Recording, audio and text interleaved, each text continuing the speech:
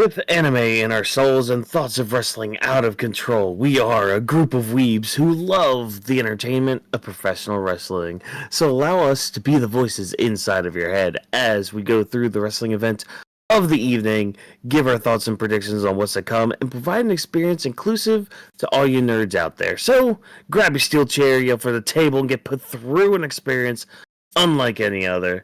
Brought to you by Anime We Studio, this is the Weebs of the Ring podcast. Happy Friday to all. Hopefully everybody's having a good day. A good week has been had.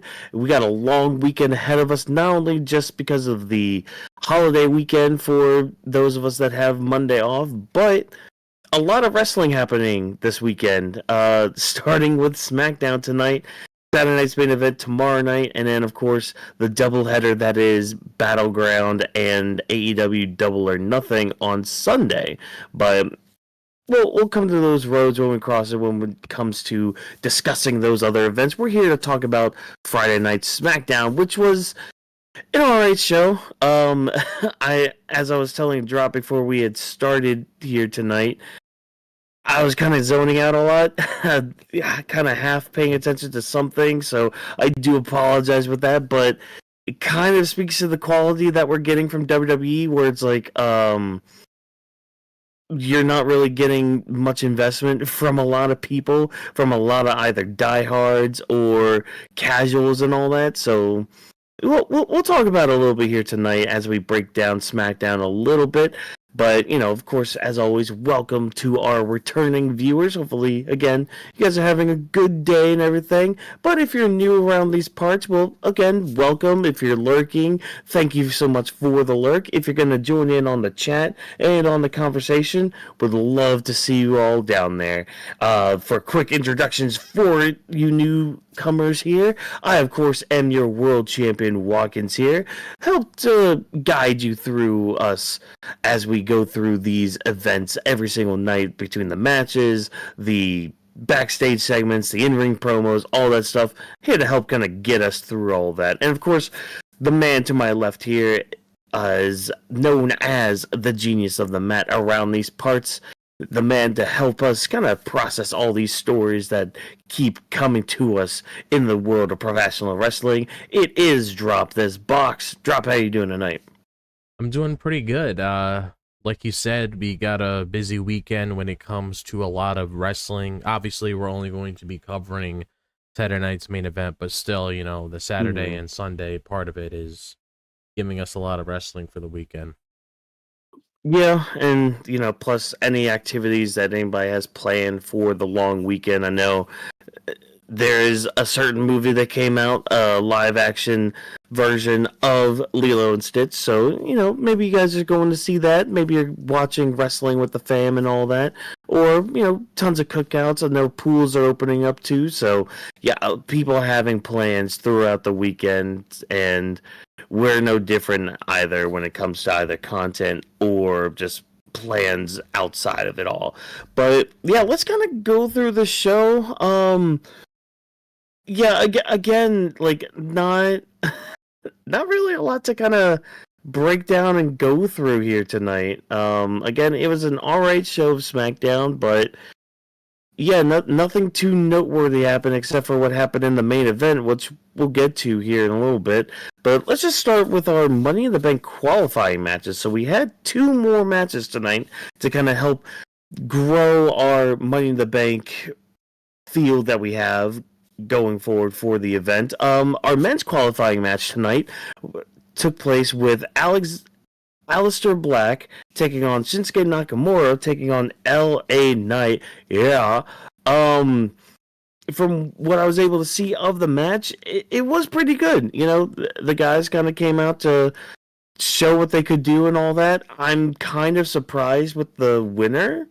Coming from Aleister Black hitting a black mass on Shinsuke Nakamura and LA Knight just yeeting him out of the ring and pinning Nakamura for the win and just walking off and be like, yeah, I'm in it now, bitches. Yeah, I'm glad that LA Knight's in it, but out of the 3 men in this match, kind of surprised they didn't go with Aleister Black, but I don't know. I guess he has some other fish to fry besides Money in the Bank. But Job, what do you think of the match tonight? I thought the match was pretty good, and heading in here, I was rooting for LA Knight. No disrespect to Aleister Black, but I feel like you said he has more fish to fry, and we very well could have saw the future of that because of what happened towards the end of that match when it comes to a next program a certain guy could have. Because when it comes to LA Knight winning, I feel like it was like one of those make it or break it situations, because a lot of people have been talking about the future of LA Knight when it comes to where he's going to be factoring into things. A lot of people talked about how there really isn't anything else for him to do on SmackDown anymore, so maybe him with Money in the Bank would create some interesting storyline for him, so it would be a little bit different outside of what we're used to seeing with him. It would help him get away from the bloodline vortex, because he's been absorbed in there for quite some time now. Ray Fenix just got introduced to that later tonight. But it's like LA Knight winning this, I didn't mind. And honestly, like he said when he's like walking out, it's business. I gotta do what needs to get done. So I'm hoping, Cody could have that same mindset that he had of AJ Styles and Kevin Owens once he comes back, because I mean, I can't really blame him for taking advantage of that. You have him hit the Black Mass. Usually that's like a one-hit KO right there. So you throw the guy out. He's at least protected, not taking the pin. And then you just have him going for the pin on Nakamura, which I figured that was probably the reason why he was inserted in this match to begin with when it comes to him. Yeah. And the thing I was alluding to before is that you could potentially get a program out of LA Knight and Aleister Black potentially. Maybe Aleister Black looks at LA Knight and he's like a little pissed because, that was his win and then he just decided to take it for him. So maybe you might get a match with them next week, or who knows? I mean, I'm completely down for it. It's new, and I wouldn't complain to see these two guys on a one-on-one match at the very least. Oh, yeah, no, I would not complain either. I mean, again, both men are really good. I think my only thing with LA Knight qualifying for Money in the Bank is this is going to be his, third straight one? Yeah. I feel like he probably should win it this year. Yeah. Because if not, then truly and honestly, what are we doing with LA Knight? Because, he needs something new and something more, something to kind of just sink his teeth into when it comes to like telling a story or even having a match or just having forward momentum in your career. Because your US title runs were fine, but yeah, dude, you're gonna need a lot more to really stand out of the pack anymore. And I mean, he's still getting great reactions from the crowd. He's still making money for the company. So just hurry up and pull the trigger, man. Just do it. And Money in the Bank's the best way to do that right now. Just do it. Not much to really kind of digest from the men's side of things, but when it comes to the women's qualifying matches, this has a little bit more going for it. So this week's qualifying match had Charlotte taking on Giulia and Zelina Vega in triple threat action. Now, before this match even started, we actually started our night with Tiffany Stratton coming out, and she's basically gloating about her wins against Charlotte and Nia just recently, and this kind of summons Alexa Bliss, who this is one of her first promos back, since coming back, I guess, at least like an in-ring, like a long in-ring promo, and I said it was long, but it really wasn't too long. Kind of harkening back to like how she had a meteoric rise as well when she got up into the main roster, because it was only like a month or two after Becky even won the SmackDown Women's title that Alexa took it off of her in, I think it was like a tables match, because it was kind of an easy win for Alexa Bliss. It just kind of came out of nowhere. So yeah, she's kind of going off on Tiffany with that, and then Charlotte comes out basically saying, "Hey, I'm going to qualify, I'm going to win, get my title back, all that stuff." And I kind of like how this bleeds into the triple threat match. Yeah. just again, like kind of building up Charlotte more to possibly win. And I mean, the match itself, I thought this match was excellent. Like, it was a hot start for the night. I think all three women really brought their A game here. Zelina Vega looked really good as a fighting babyface trying to get up from basically a 2-on-1 situation throughout the whole match. I mean, there was a part where Giulia and Charlotte were just beating up on Zelina the whole time. And it was kind of awkward at one point where, like, Charlotte just kind of let Giulia do what she wanted. And there was one other time, too, where, like, Giulia went for a pin and Charlotte didn't really break it up. So I don't know if that was just some miscommunication on their part. I don't know. But at the end of the day, Giulia freaking wins it. Like, I believe last week we were both wondering, okay, well, Charlotte's probably going to win this match because it's freaking Charlotte Flair, and she's probably going to be pinning Zelina Vega and all that, but I'm really glad it was Giulia. I think, and especially after what you had pointed out earlier tonight, too, at least on our Discord server, where it was what, the 5-year anniversary of Hannah's passing, who was a really close friend of Giulia's, and we even see her, give tribute to her as well when she won the match by pointing up to the sky and all that. But yeah, her first match beating both Zelina Vega and Charlotte Flair, that's kind of big. That's like on the same level as like 2016 when Finn Balor beat Roman Reigns on his first official night on Raw. Like, I remember that. It's on those kind of levels. Like, Charlotte doesn't often lose matches, and even though it was a triple threat match, she still lost. But yeah, I thought, again, this was just an excellent triple threat match. WWE's been getting better with their triple threat matches, like actually making them feel like an organic fight between three people. Well, go ahead, Drop. Lay it on me. How'd you feel about this match? How do you feel about Giulia pulling out the win? Because, again, I know that's one win that we both wanted, like, in our hearts, but our minds kept saying, oh, Charlotte's probably going to get it. But how are you feeling about this Giulia win and her chances at Money in the Bank? So I like how she was able to go out there and create moments because, like you said before, she had the whole thing with Tiffany coming out to introduce herself. And right when Tiffany was walking back, you saw that eye to eye with Tiffany Stratton, which is obviously planting the seeds for a future match. So that was pretty nice to see just the both of them together alongside each other. And then when it came to the match itself, I mean, you saw that stare off between her and Charlotte, which is, another big match for her. And the funny thing about this match, because I did enjoy it, I thought it was a pretty good match. But the one thing I did notice, and this isn't really a nitpick, it just came to mind and it was funny, but it really felt like Zelina Vega was the third wheel in this match because it was almost like you put, two people that are probably, they're pretty much like ahead of the food chain when it comes to Giulia being a newcomer, but they're going to push her to get to that level like Charlotte is. But it's like you just have those two focusing on each other because it's like, yeah, I know you're important and I'm important. And then you look at her as like a little grunt just coming after you. And they just kept pushing her to the side. Either Charlotte took turns of her or Giulia took turns of her. So then once she was out of the ring or they knocked her out for a few seconds, they were just focusing on each other just to give us that sneak little preview of how a match is going to be with them in the near future. Because I thought Charlotte worked very well with Giulia. And it was kind of reminiscent of how she was with Asuka because they worked very well together.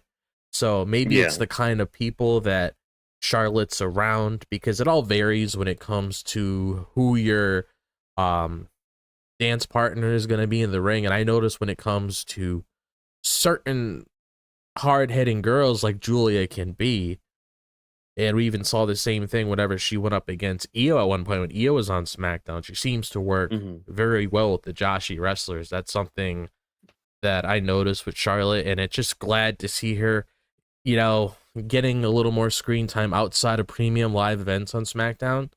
So that was just cool in itself. But I like what they're doing here. Is there a chance that she could win? Sure. I'm not gonna rule it out because you never know what's gonna happen. Because Mm-hmm. I will say, on the women's side, it's a little unpredictable to me. Yeah. Men's side, we only know two people so far, so I don't really know what that's gonna be. But Mm-hmm. I'm honestly just hoping, at the very least, if she doesn't win, because I'm not gonna get upset if she doesn't. Just hoping for her to have like one of those big moments within the match itself where it's like they have all the ladders set up. She does some crazy spot that stands out over the weekend. You have people replaying it online or just talking about it with their friends at work or whatever the case may be. That's all I'm hoping for the best, because when it comes to these kind of matches, regardless if you win or not, if you win, okay, you're superstardom, but Yeah. sometimes in these kind of matches, you have that one big spot that can put you over a million times. Like, just give you a lot of momentum just by somebody looking at, damn, that chick is pretty fucking crazy. I want to see what she's going to do next. So I did like the result we got tonight. I thought it made sense.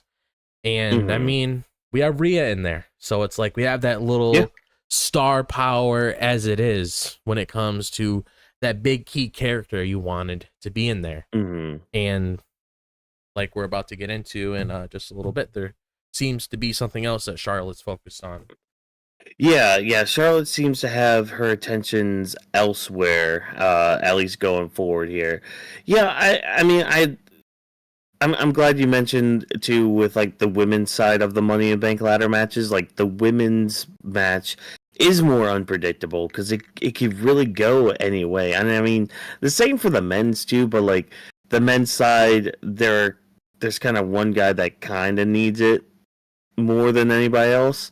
Yeah. But yeah, we'll have to see what happens with all that. And yeah, I mean, with the Charlotte thing, I mean, yeah, it seems like she's going to be focusing more on Alexa right now, because later on in the night, we see Charlotte just walking down a dark hallway and all that, and Alexa's just talking to her little doll here, just saying, you know, it's very important to have friends, so that way when you start kind of falling, you have somebody to lift you up and all that. And Charlotte thinks she's talking to her, but Alexa's not. She's talking to her doll. And I love how Alexa's like, hey, don't worry, I'll see you at Money in the Bank. Oh, yeah, about that. You didn't qualify, but she didn't say all that. Just like, oh, never mind.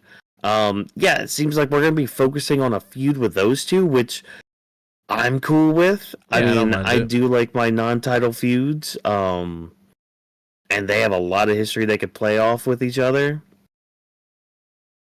Yeah, I really do like this. And plus it's something different because it's like the whole thing a lot of people talk about, and I have no hate towards Charlotte at all when I say this, but it's like for the most part we just see her revolved around championships. So the fact that she's factored around this story with Alexa Bliss, diving deeper into the Charlotte character, maybe evolving it a bit, because I know that was something that she talked about when it came to a lot of these discussions that we talked about with on Grappling with the Week, when it comes to how Charlotte wants to show who Ashley is, like just showing her characteristics and everything. Maybe Alexa's the key to showing that, because it kind of seems like with whatever's going on between the both of them, it's just going to evolve Charlotte's character, which got me really intrigued to see where this is going to go. Yeah, because I mean the whole crux of this feud is just those lines that Alexa said to Charlotte years ago. Like, what is Charlotte Flair without a title?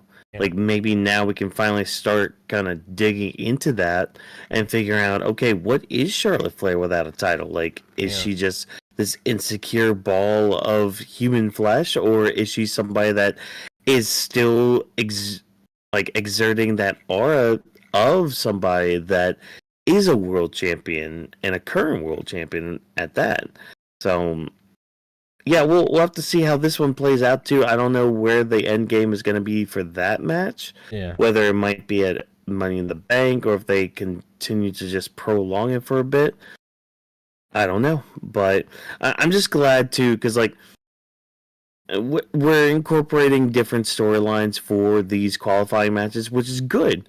Like, we're not just having qualifying matches just to qualify. No, there's actually like legit stories going on, and we'll mention them here and there as we continue through the night. But I do appreciate WWE at least putting in some sort of care like that when it comes to their overall storytelling of their product. I agree. But yeah, like you said too, the men's side of things isn't really fleshed out too much. We've got Solo Sikoa and LA Knight. I think it's just those two that have qualified on the men's side. Yeah. Whereas like the women's side, we've got Roxanne, Giulia, Rhea, and freaking shoot, who am I skipping out on? There's a fourth person in there already. Yeah, I'm already skipping on it. Alexa, Roxanne, Rhea, Giulia. That's it. Oh, Alexa. Yeah. Okay. Yeah. Sorry. You were about to say something.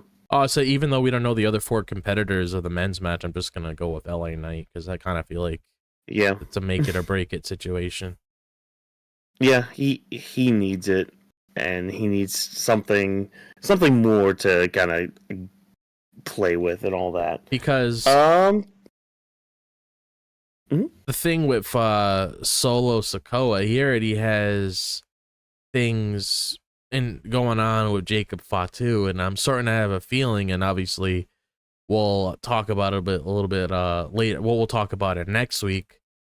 Jacob Fatu has a qualifying match, which again I don't know why. Yeah, these people that are already champions are involved in these matches, but it is what it is. Yeah. But the only thing I can take away from that could be very intriguing is I feel like something's going to happen within that match itself that's really going to set Jacob off, and maybe that's going to dive into Solo Sikoa's chances of winning Money in the Bank. Yeah, no, I agree with that because like he's facing who? It's like Carmelo Hayes and Andrade in that match. So I mean, out of the other two, I would kind of say Carmelo Hayes should win and go over. Yeah, but I mean, we'll have to see how that plays out. But that also means Andrade eating a pin, which I mean, that right there, we're somewhat revisiting their little feud too. Yeah. They're like best of 7-ish series that we kept getting at like the end of 2024 and all that. Yeah. Yeah, so we'll have to see how just the rest of the playing field of Money in the Bank goes onward. We're going to move on next to our next little story going on. Now, the WWE title is not being put on the line here as John Cena takes on R-Truth at Saturday night's main event, but it does involve the WWE champion, and unfortunately, John wasn't here tonight. It was only R-Truth, and this was around the night where my stream actually was kind of messing up, so I didn't get to see or hear a lot of this promo, but I got the gist of it, where it's basically Truth basically saying that he misses his childhood hero, John Cena. He doesn't recognize the John that's here, and he just wants to beat some sense out of Cena. Again, that's basically the crux of all of this. And I kind of like how he ends it with like, with basically just quoting that one poster from that one night stand being like, if Cena wins, we riot. So I don't think there's going to be riots for Cena beating R-Truth, but, you know, it's probably going to be brutal and all that. I don't know, kind of wish John was here to push it. Like, we haven't heard anything from John regarding this match and regarding R-Truth, and kind of sucks. Like, we're not pushing it. We're only pushing it through R-Truth's perspective. Nothing from John's perspective or John's side of things. And I mean, yeah, we could get something like that later on, but that's the thing.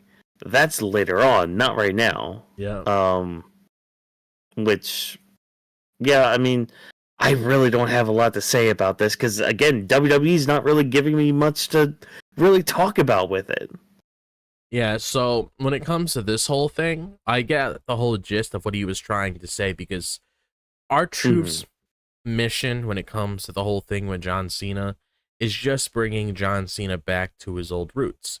And this has been something that we talked about on the show, where Cena's going to come across a lot of people that he had relations with when it comes to a Randy Orton, R-Truth, a CM Punk in the future, revisiting whatever was left of Cody Rhodes, because there's still things left on the table for their feud when it comes to just their relationship as a whole that we didn't necessarily get as much during their WrestleMania build that they're going to have to go back to. But his whole mission is pretty much just planting another seed for Cena to come to his senses, because what he was basically saying, if I got to beat it out of him, if I have to take what I learned from Cena to apply it onto him, that's basically what I'm going to do.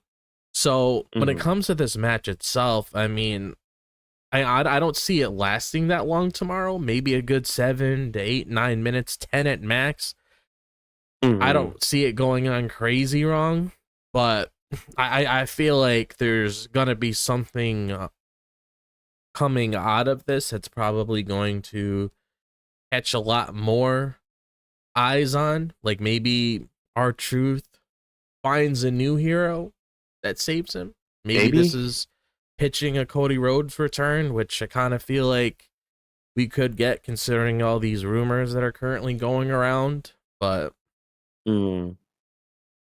yeah, I mean, again, it just kind of sucks that John just wasn't there tonight. Yeah. And we haven't heard anything from him about this match or about Truth. It all just stems from the Backlash post show that they had. And it's like, you gotta do more than that to really grasp your audience. Yep, and that's why we gotta wait until next Friday to see Cena, unfortunately.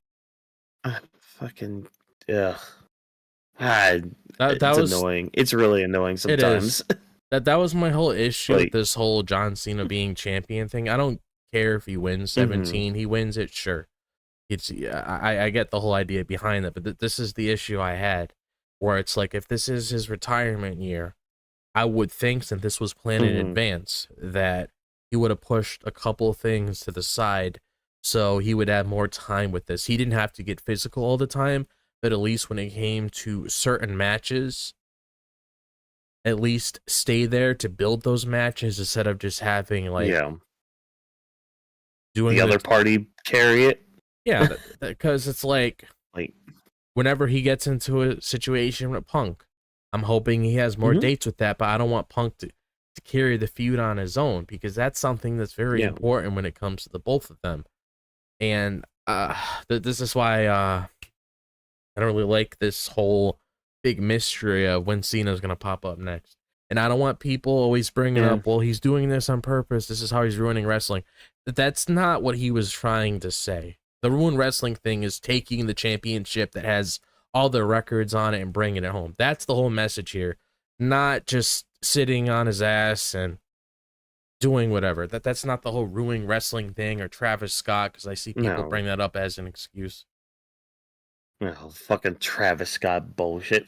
Here's the thing. It's just like, even if that is the point, that's weird, and the purpose of all this, it's still bad. It's still not good. It's fine to have a purpose. Doesn't mean it's good. Let's kind of start let's start kind of making that more of a mindset with a lot of people anymore, because it's just like, oh, well, no, this is the reason, that's why it's good. It's just like, no, even if there is a reason, I don't like it, I don't have to like it. I mean, a good example of this, I mean, hell, we have taxes in our world whenever we pay things or get paid and all that, and it's like, okay, paying taxes makes sense. I hate it and I don't like it, but you know what? It makes sense why we have them and all that. It's very similar mindset here, where it's just like, yeah, I get it. John's quote unquote ruining wrestling and all that, and being a forever champion and not being around a lot, and whatever appearance he has is really just a talking appearance anymore. But that's the thing. If it's a talking appearance, then fucking show up to the show. And if you're not going to show up to the show, at least have some sort of that. That's what I don't really get, is if they're not going to be on the show, why don't they just record a little video? It's fine if it's a phone video or if you're just like in your office at your home and there's a laptop or camera or something, like record something to send in. Just do something. Make the world feel lived in rather than right at the squared circle. But Yeah, that's the I don't know, thing, man. because it's like you had The Rock doing those little videos on his phone. You could have at least recorded a couple of vignettes in advance and just play them. Something. Yeah, like I don't know, man. It's silly. It's silly bollocks. And John Cena is gonna easily defeat R-Truth Oh, yeah. tomorrow night. Yep. Like that's there's no denying that. And plus, like, even with it not being for the title though, like, is also kind of interesting in a way. It's like, okay, they have room to make it seem like Cena can lose, but I doubt it. I seriously doubt it. No.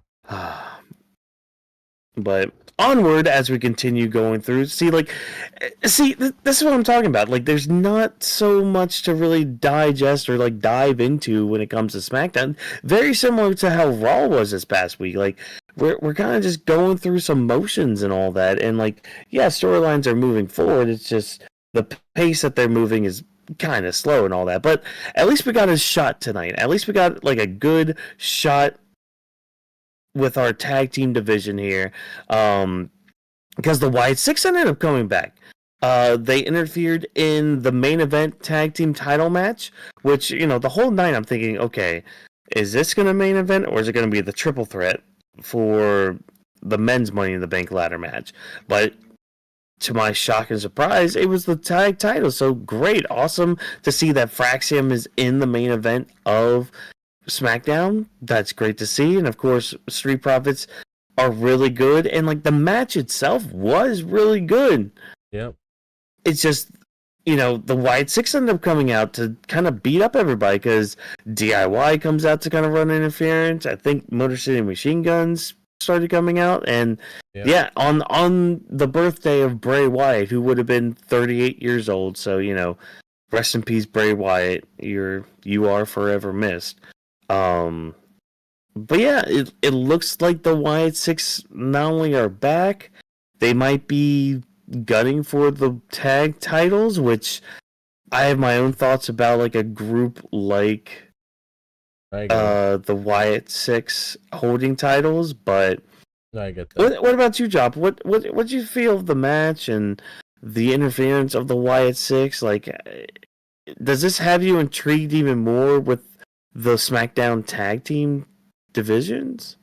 So when it comes to the match itself, you got two good tag teams here, Street Profits and Fraxiom. So I was expecting the match to be good regardless because they seem to know each other very well based on the first match that they had.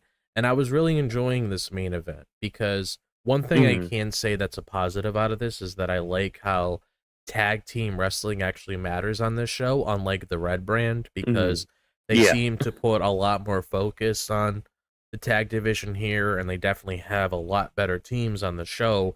So it's nice to see everything integrated, even outside of like a tag team match against the Street Profits. You even have, we'll talk about right after this, Tomasso Ciampa going up against Chris Saban, you know, just running all these different kinds of inner conflicts between, okay, this guy has beef with the other, you know, just to make it stand out so they have TV time.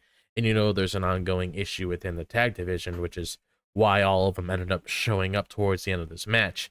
When it comes to the whole Wyatt Six return, I do have a couple things to say about this. So when it comes to them returning, it's awesome to see them come back because they've been absent for a bit. And it makes sense for them to come back on Bray Wyatt's birthday as a big celebration, almost like the rebirth. So I guess, you know, them, because they got drafted to SmackDown, but they never made their appearance up until now. I mean, they went through the transfer portal to get to SmackDown, but they haven't made their appearance until now. So it's good to finally see them on the show. And my only issue with this is a similar issue I had with the whole Fiend situation. This kind of group, just like the Fiend was supposed to be a special character. This is the exact same thing with these guys. They're supposed to be special characters, So I don't know how I necessarily feel about them having tag titles. And Yeah. also, I mean, I don't mean to be the bad guy here, but I kind of wanted an end to this match. I didn't really Yeah, like same here. I didn't really like all of the shenanigans that played out towards the end. Like, here's the thing that I didn't mind as much: the whole DIY and Motor City Machine Guns thing. I didn't care about that as much. That didn't Yeah. bother me necessarily. It's just the whole thing that happened towards the end with the Wyatt 6 coming out, attacking, and then getting that DQ. That's something I didn't mind, because I know those two Yeah. other teams were going to cancel each other out, so I really wasn't worried about that. But it's just this whole thing with them coming back, interfering in the match, attacking everybody, not getting a result, because there was a good... I was pretty 50-50 on this match when it came to who was going to win. It could have gone either way, Street Profits or Fraxiom. It almost seemed like Fraxiom were about to pull it off when Montez Ford was on top of the turnbuckle to do whatever he was going to do next, and then all of this happened. So I'm not really a fan of this, and it just left a bad taste in my mouth. Not against the characters themselves, but the creative direction that we're going with this. I don't like it as much. Yeah. Not the whole tag title thing. The tag title thing with them going after it, not a fan of that. And also just the results of the match. That's what like really like rubbed me off the wrong way. Mm-hmm. Yeah, and I'm in the similar boat too. It's like characters like the Wyatts or, you know, the Fiend back in the day and all that, like they don't need titles. They're kind of fighting for something else, which I don't know if this is more in line of them maybe pushing Bo a little bit more. Maybe he'll get like a singles title or something. But I mean, even still, the characters themselves, like, do they really need a title? Do they even want a title? Because a lot of them just kind of want to hurt, you know. But yeah, I kind of wish too that we had an actual finish for this match as well, because I mean, this is Fraxiom versus a fresh Street Profits that, you know, we were teased that last week, where it's just like, oh, you guys are going to have to face us at 100% next week, blah, blah, blah. It's like, all right, cool. Show us more of that. All right, fine. But, yeah, I mean, I'm assuming we might get a multi-man thing going on, or like a multi-team thing. I know we thought we were going to get that in Mania, but we obviously didn't. Yeah. Unless, you know, DIY and Motor City Machine Guns just kind of focus on each other, which, I mean, they might anyways, because they've got a lot of beef to kind of squash on their own. Yeah. But yeah, it just would have been nice to have an actual finish for this match, especially one that was a main event. But again, nice tribute they did for Bray Wyatt with the cake in the middle of the ring. I thought that was a good touch.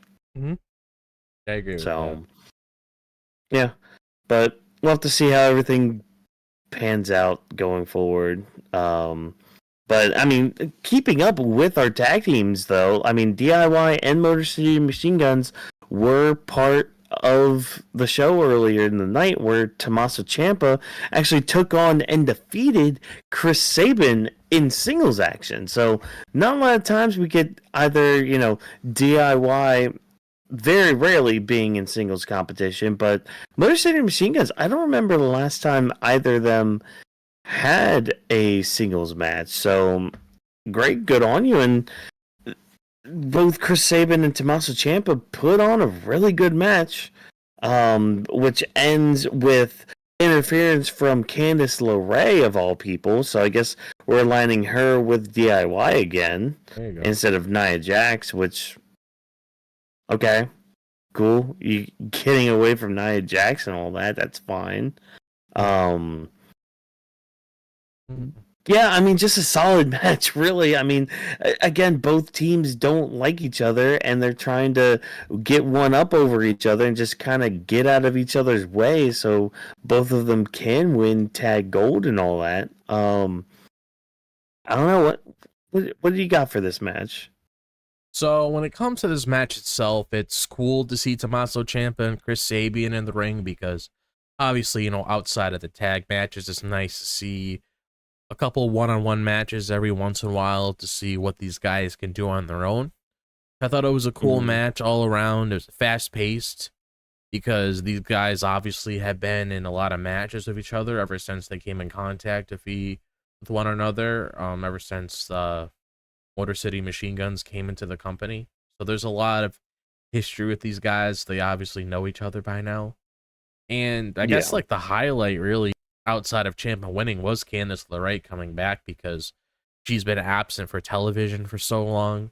So I guess this is their way of having Tomasso Ciampa, Candice LeRae, and Johnny Gargano with one another. That's their way of aligning with one another because they're the way. And obviously, Indy Hartwell is in TNA, so she's doing her own thing over there. But that's all I could really say about that. Yeah, I mean, at least Candice is away from Nia, I guess, so Nia can just kind of focus on singles competition and not have to worry about either a tag match or with Candice LeRae like in the back doing something. So yeah, I mean, I'm cool with it. Really curious how they're gonna end the feud with Motor City Machine Guns because again, they keep kind of just getting each other's way. I mean, yeah. Well, we'll just have to see. Again, I don't have much to say because just the SmackDown was just fine.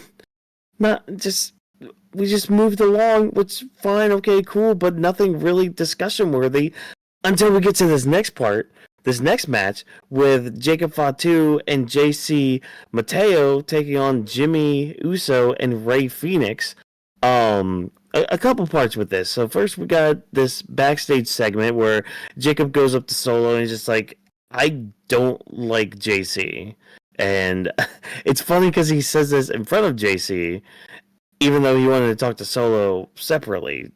So, alright, cool, Solo. You're going to keep dividing the family like this. Fine, whatever. But that's the other thing. Like, Jacob not only just doesn't need JC's help, I mean, he's not even part of the family, apparently. So, okay. And, yeah, Jacob just does not trust JC Mateo, which, good, you shouldn't. Apparently, you guys had some history in the past that didn't end up too well for either of you. So, I don't know. Can they coexist? Well, tonight they kind of did, especially with Solo in the background and all that. Yeah, but I mean, the match itself, I thought the match was really good too. Like, I think the spot of the match, and probably a spot of the night too, is this one shot that they did where Rey Fenix got the hot tag and he's just going radio rental on everybody, and it was just one shot. Like, it was just one camera shot throughout, and I'm like, oh, this is that good shit. This is the stuff that we used to get on like Monday Night Raw on a regular basis, and yet we haven't gotten shots like that in a while. Nope. So it was nice to see in this match. But I mean, it's gonna be inevitable with Jacob Fatu in a steel cage match. It was gonna be Fatu and JC Mateo pulling up the win, which they did, and Jacob reluctantly celebrating. So still some tension within the family, still some still some uneasiness going forward, not only into Money in the Bank, but just in the future too.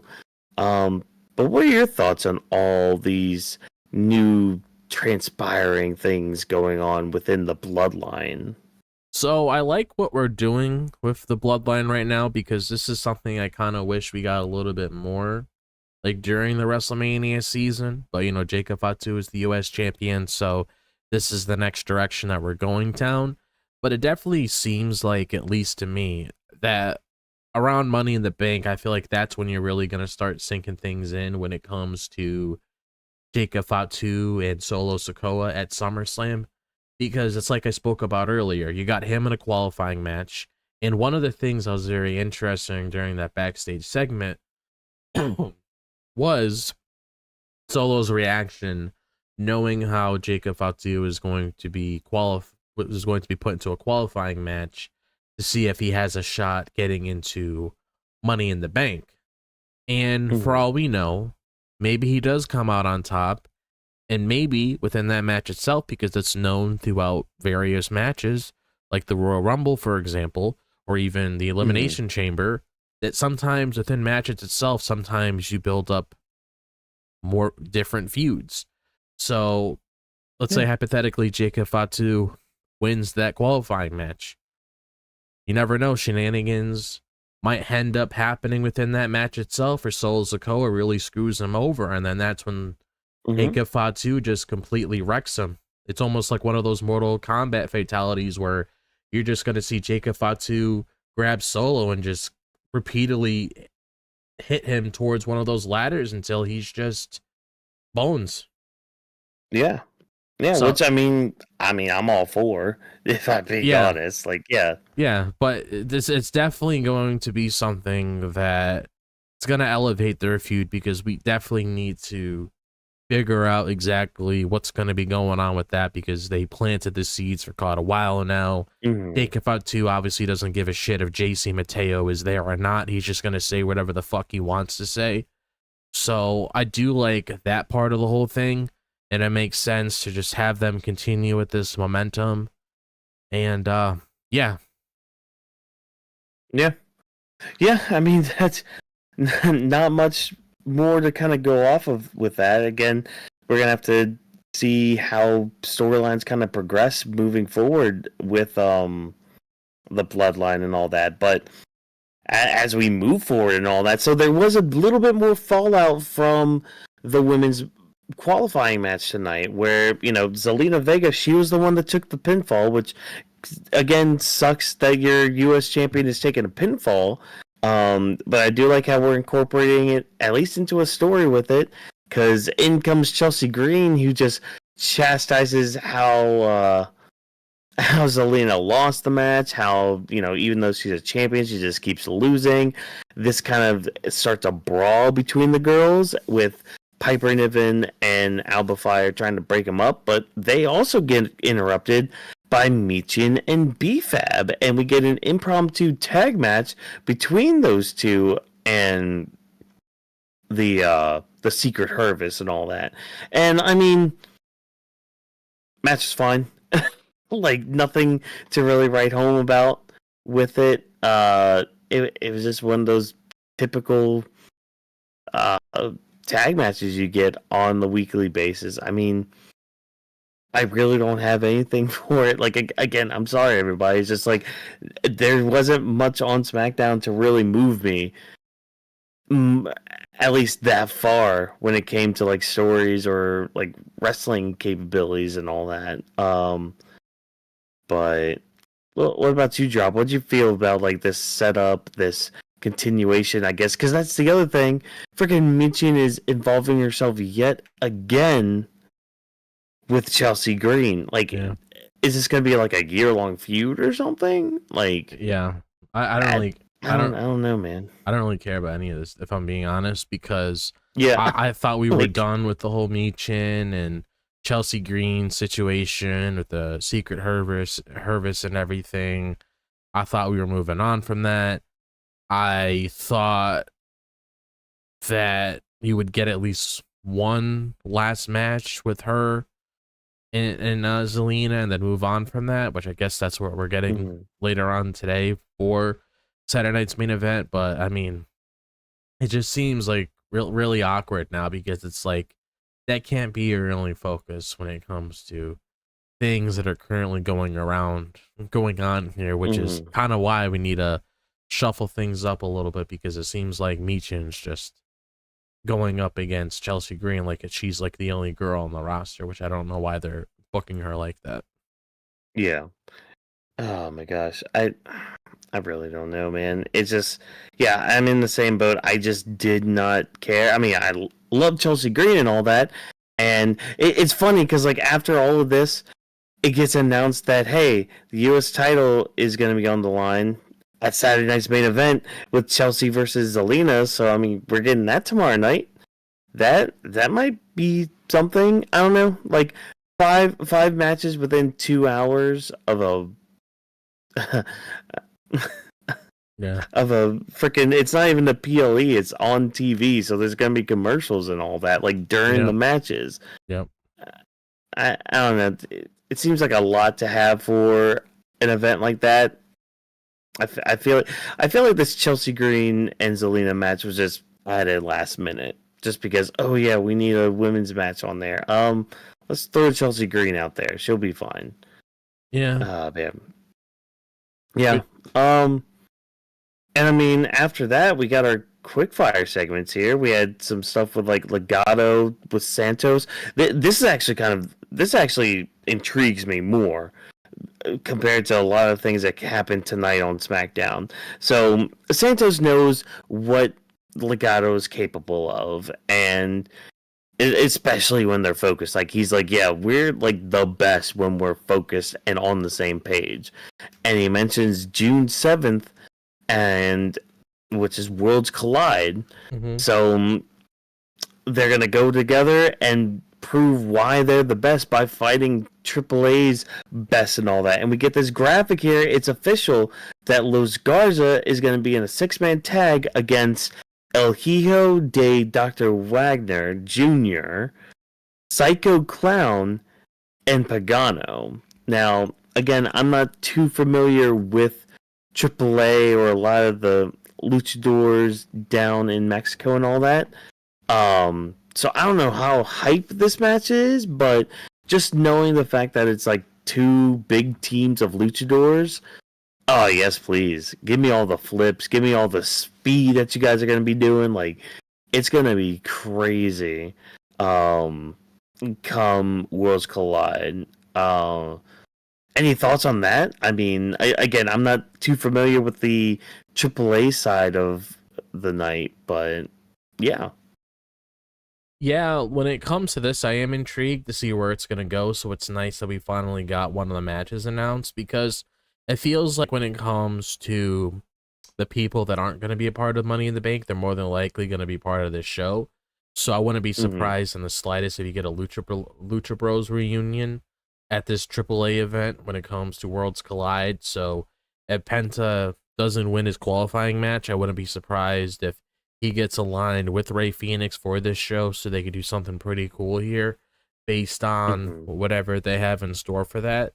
So I am intrigued to see how things are going to go here. Even if on Friday next week, if he doesn't end up winning that match, I definitely do expect to see him on the show, because they did say they wanted to incorporate their talent on the show outside of just having, just straight up AAA people on here. Like, I wouldn't be surprised in the slightest if you have Stephanie Vecker potentially on the show. You never know. Yeah, she has a match with Jordan Grace on Sunday, but that doesn't necessarily mean she's going to lose the title. You never know what things might play out differently there, where they might want to give the lady some time to shine, because there's a couple girls I've seen down there that she could have a match with. There's lady luchadors over there, so she can easily do something there. But I am very intrigued to see where this is go, because, I mean, when it comes to what's ever going on with Legado and Santos, I'm very intrigued with the storyline, the way that they're building it and everything. Probably, I haven't felt this way towards them in a long time, so I do like this. Yeah. Oh, yeah, I do too. Like, it's instilling that feeling yet again into us. So, yeah, great and awesome. And, I mean, our other little quickfire segment that I took note of is the fact that Bianca Belair's coming back.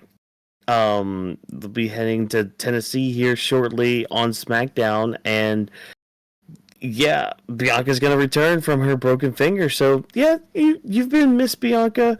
Excited to see where you go from nothing to 100.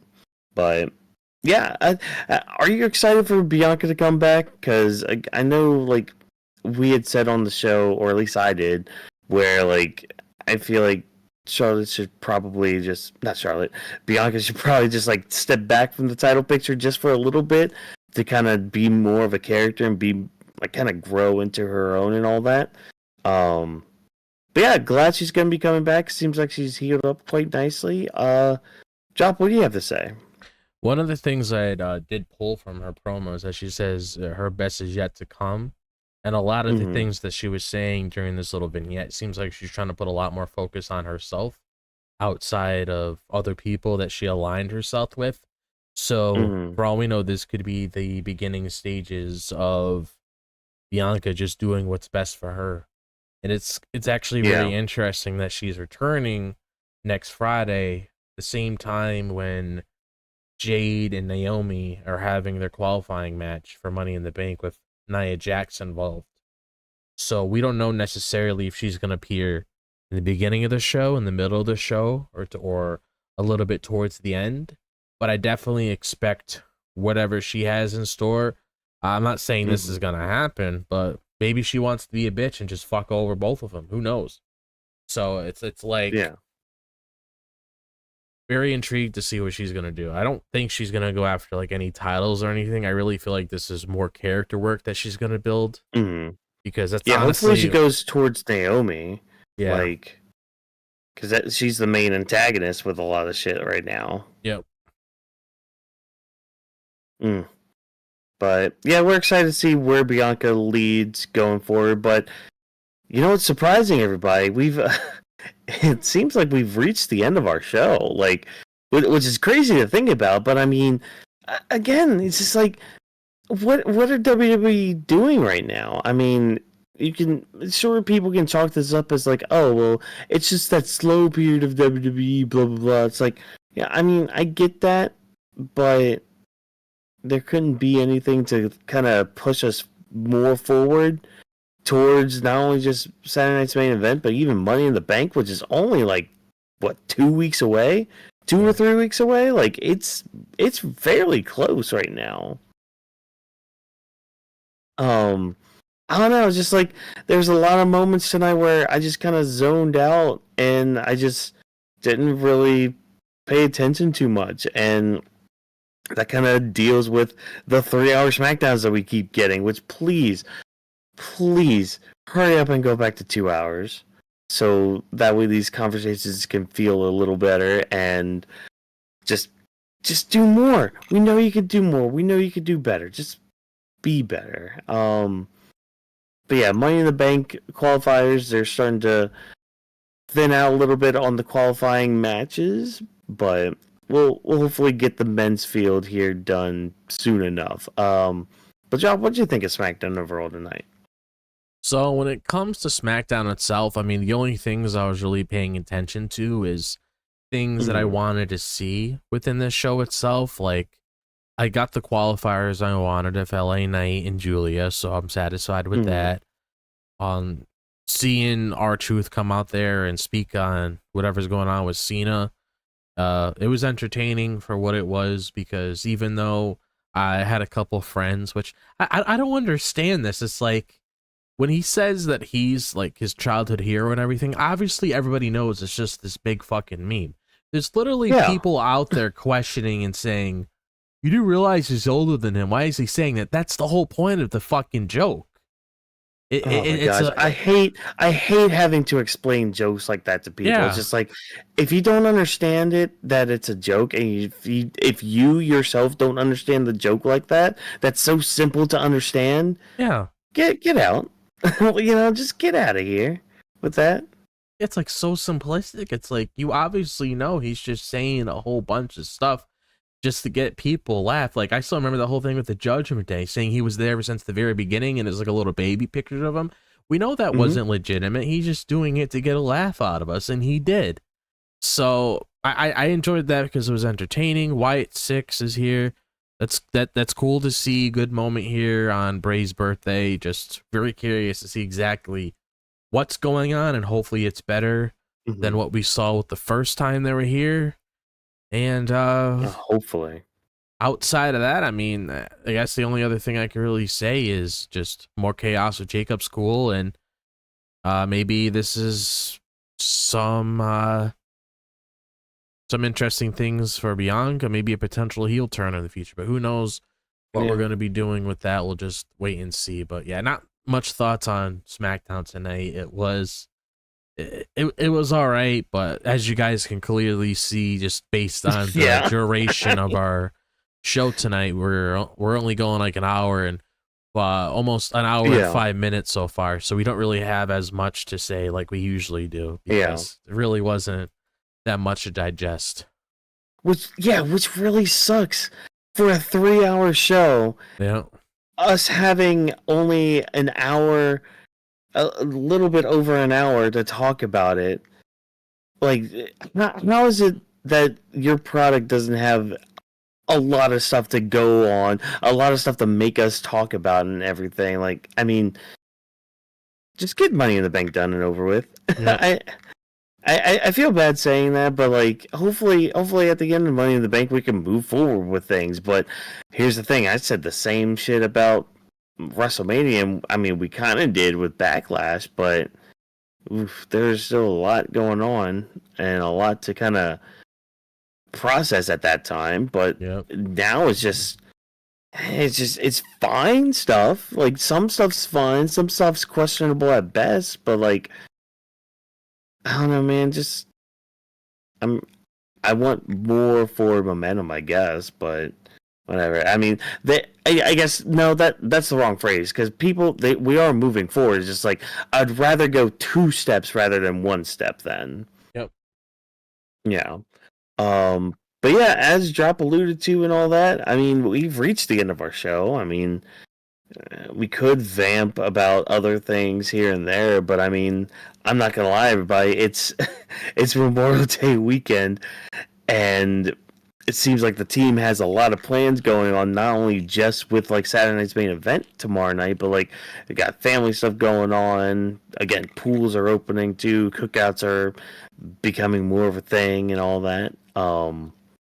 Yeah. So you know what? I'm just gonna end it there. We're going to end it there, everybody, because, again, WWE didn't want to give us too much to talk about, so, hey, that's what you get. You get a shorter episode this week of I almost said Grappling with the Week, of the Weebs of the Ring podcast, SmackDown edition and all that. So I'm going to just take some time to thank you for taking time out of your day to listen to the Weebs of the Ring podcast.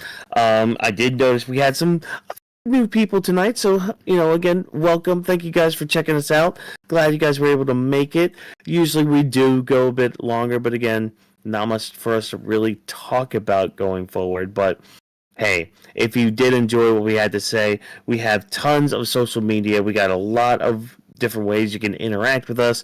You got some of these handles right there at the bottom of your screen. You got at Animal Wee Studio, that is the parent company of Weebs of the Ring. You got Legend D Vash, who isn't here tonight. The Rock still was requesting his presence, so yeah, Vash is still taken over by The Rock. But if you want to talk to him and chastise him a little bit about his duties, hey, hit him up at Legend D Vash. You got Drop This Box. You got Watkins MW. You've got Weebs of the Ring as well, and also the hashtag Weebs of the Ring.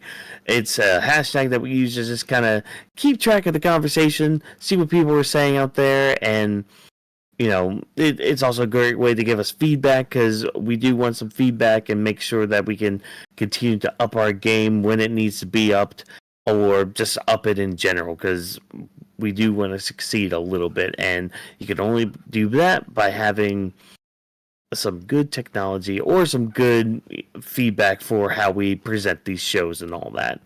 Weebs of the Ring is presented by Anima Wii Studio. Thanks, of course, as always, to our production team for all the hard work that they put in every single day to make sure that this episodes come out when they do.